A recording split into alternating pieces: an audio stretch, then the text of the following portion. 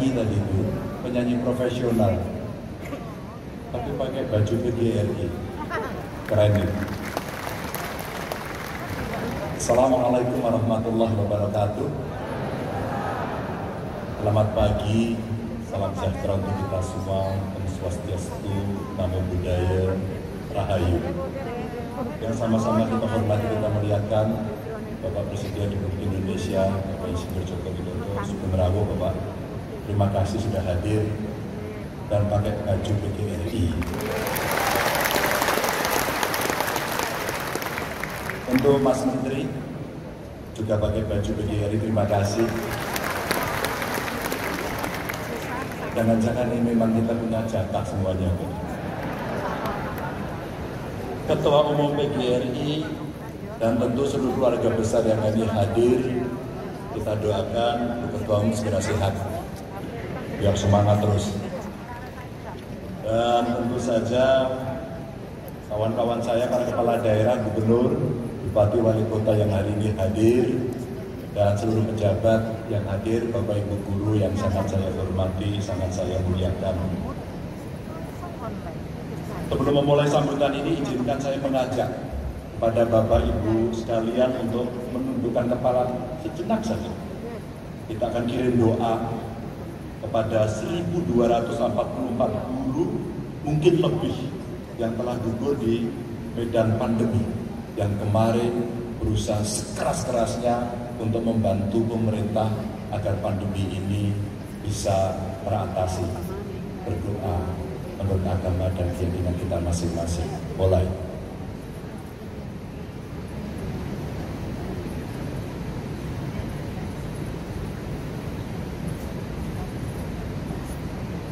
Amin. Semoga mereka mendapatkan tempat yang paling membahagiakan di sana. Bapak Ibu hadirin sekalian, bagi negara tidak ada kerugian yang melebihi besarnya kehilangan para guru. Sama halnya, tidak ada keuntungan yang melebihi besarnya keberadaan para guru.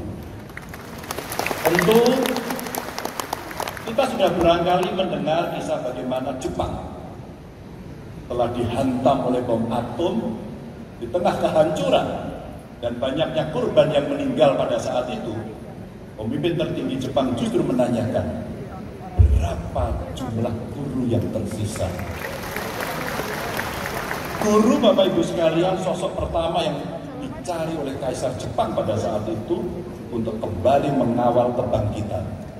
Setelah dilakukan pendataan guru pada saat itu yang tersisa kira-kira 45.000. Dari 45.000 guru itu kita bisa melihat bagaimana perkembangan dan pertumbuhan yang dialami Jepang pada saat ini. Cepat sekali. Pertanyaan sederhana kira-kira begini. Bisa nggak sih kita menyamai capaian Jepang itu dengan kekuatan guru? Bisa nggak sih spirit Jepang itu kita tiru?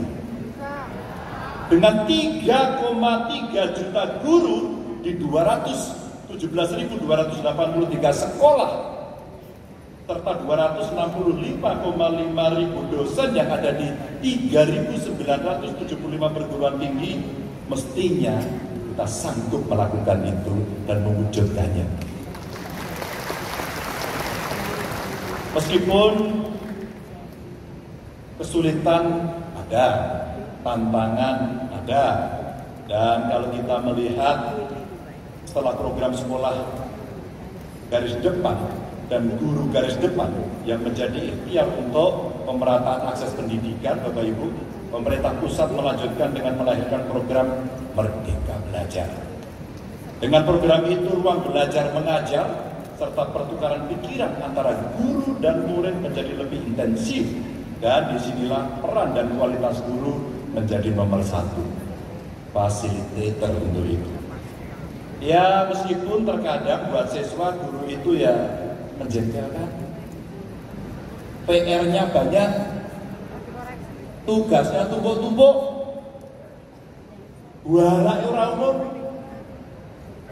Tapi berkat semua itu ada seorang Pak Jokowi yang bisa menjadi presiden. ada saya yang bisa berdiri di sini, ada Mas Menteri yang bisa menjadi menteri tentu saja, dan ada kita semuanya karena guru. Maka siapapun yang akan melakukan pembangunan terlebih dahulu harus membangun pendidikan. Tidak bisa ditawar lagi. Dan gurulah yang akan menjadi pemegang kunci berkualitas atau tidaknya sebuah generasi. Bapak Ibu yang sangat saya hormati, Pak Presiden yang sangat saya muliakan, yang mesti kita sadari pada hari ini adalah dunia pendidikan bukan sekedar ruang untuk mencetak karyawan. Dunia pendidikan adalah ruang terbesar untuk mengangkat derajat kemanusiaan. Dan pada titik inilah peran guru sesungguhnya yang harus memahami potensi kemanusiaan yang terbesar yang ada di setiap siswa.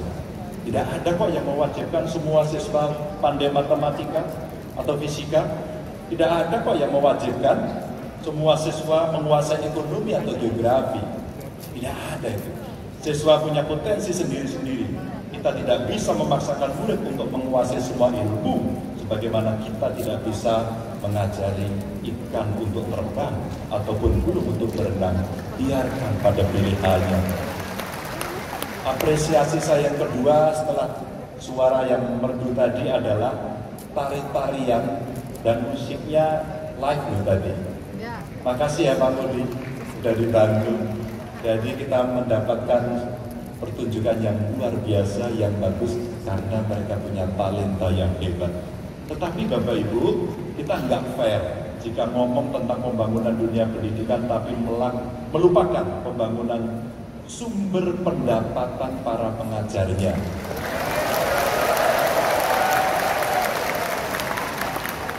Sabar. Aku wis batin loh. Ini kalau saya ngomongnya pendidikan, tepuk tangannya keras. Ngomong pendapatan apalagi.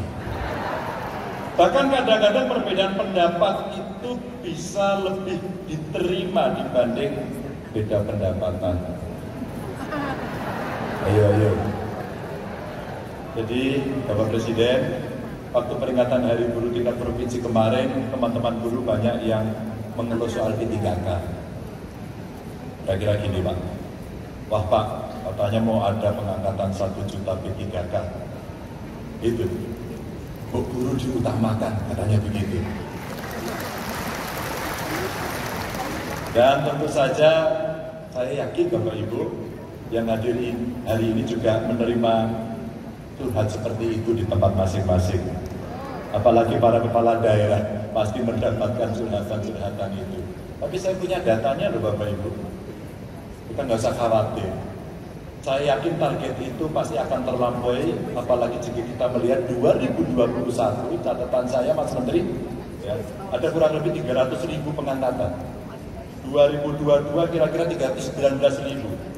Saya yakin tahun depan ini akan ada peningkatan dan insya Allah tahapan-tahapan itu akan kita lalui dan kita di Jawa Tengah ini, Mas Menteri, kita telah melantik 5.788 guru P3K dan 31 Oktober kemarin kita buka lagi penerimaan P3K. Ini kira-kira ada 4.600 lowongan yang kami masukkan, ada sebanyak 4.361 orang. Jadi masih ada kira-kira 5.546 guru honorer yang berada di bawah naungan pemerintah Provinsi Jawa Tengah. Dan tentu saja di kabupaten kota pasti mengalami hal serupa. Pak Presiden, waktu kewenangan ini diberikan kepada kami, satu yang saya ingat, karena banyak yang komplain saat itu adalah bagaimana guru honorer bisa mendapatkan minimum UMK, minimum saja. Maka di hari Guru kemarin saya meminta pada kawan-kawan bupati wali kota, bisa nggak ya alokasi anggaran kita berikan minimum kok, nggak banyak-banyak, minimum UMK. Kalau di provinsi UMK plus 7,5 sampai 10%. Itu saja senangnya minta ampun, apalagi bisa lebih dari situ. Bapak Ibu, saya itu kadang-kadang risih karena guru-guru tanya gini, sampai saya tulis ini, Pak, cicilan kita bulan depan bagaimana? Ayo yang SK-nya sudah ada di bank, angkat tangan. Oh iya, kelihatan. Dan saya senang ketika kemudian guru tetap mengajar, tidak pernah kemudian menyerah, meskipun saya paham betul atas keluhan itu, tapi ikhtiar tidak pernah berhenti karena dua hal. Di samping semangat punya inovasi dan punya kreasi. Bapak Ibu yang sangat saya hormati, nasib siswa pun demikian. Ketika kita ingin meningkatkan kualitas SDM, maka yuk kita dorong. Vocational School hari ini menjadi pilihan yang penting. Ketika kemudian industri mulai masuk, kadang-kadang suplai tenaga kerja kita kurang karena kualitasnya kurang. Makasih Pak Presiden, yang ada di Batang kita barengi dengan SMK, yang kira-kira kita akan menempelkan pada industri sekaligus menjadi teaching industry. Dengan harapan jaraknya tidak terlalu lebar